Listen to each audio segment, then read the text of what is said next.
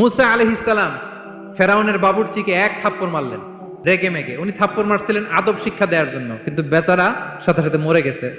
উনি মারছিলেন আদব শিখানোর জন্য, বেচারা যে মরে যাবে মুসা আলাইহিস সালাম জানতেন না। এখন দেখে সব গুনাহ, সেটা তো মরে গেছে, অক্কা পাইছে। উনি দিলেন দৌড়। মুসা আলাইহিস সালাম দৌড়াতে দৌড়াতে প্রাণ ভয়ে চলে গেলেন আরেক সীমান্তে, মিশর ছেড়ে আরেক এলাকায়।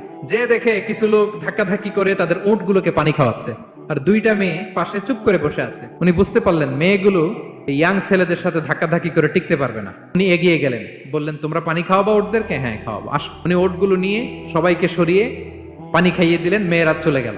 এবার বাবার কাছে যেয়ে বললো, বাবা এমন এক ছেলের সন্ধান পাইছি, ছেলেটা খুব ভালো, আমাদের চেহারার দিকে তাকায় না, মাটির দিকে তাকিয়ে কথা বলে। আজকে এই লোক না থাকলে আমরা আমাদের ওটগুলোকে পানি খাওয়াতে পারতাম না। আর ভিনদেশী লোক, আমরা চিনিও না। ইন্না খায়রা মান ইস্তাজারতাল খাবিয়ুল আমিন। বাবা কাজ করেন, আমাদের তো রাখাল লাগবে, আমাদের দেখভাল করার জন্য তো একজন সুপারভাইজার দরকার, এই ছেলেকে আপনি কাজে রেখে দেন।